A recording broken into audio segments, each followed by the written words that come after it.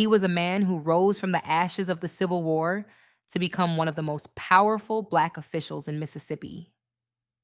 Robert H. Wood stepped into Reconstruction with a quiet strength, a steady presence, and a belief that justice could take root even in the most hostile soil.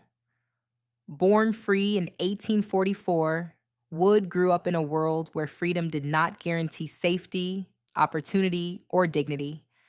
But he carried himself with purpose, and when the war ended, he became part of a new generation of Black leaders determined to rebuild the South on a foundation of fairness.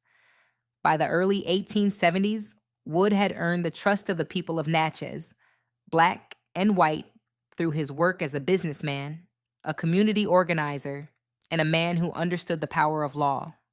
And in a moment that defied the old order, the people elected him sheriff of Adams County, making him one of the first Black sheriffs in Mississippi. His badge was more than metal.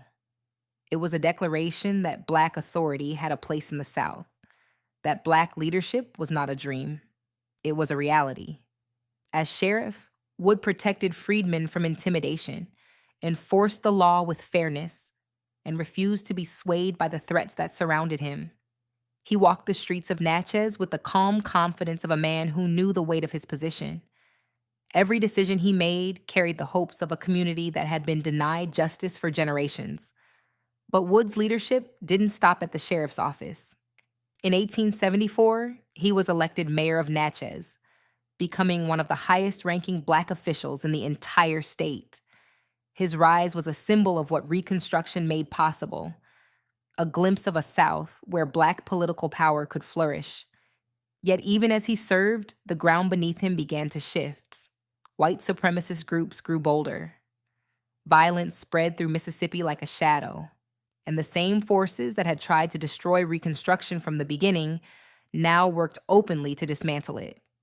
Robert H. Wood stood firm, but the tide was turning. Election laws were rewritten. Voters were threatened. Black officials were pushed out of office one by one. Not because they failed, but because their success threatened the old order. Wood's time in power was cut short, not by scandal or incompetence, but by a system determined to erase Black leadership from public life. And yet, even after he left office, his legacy remained. He had shown Natchez and the nation what Black governance looked like, what fairness looked like, what courage looked like. Robert H. Wood proved that Reconstruction was not just a political experiment. It was a moment of possibility, a moment when Black men stepped into roles the country never intended for them and performed them with dignity and excellence. His story is a reminder of what was gained and what was taken, a reminder that progress can be undone when power fears equality.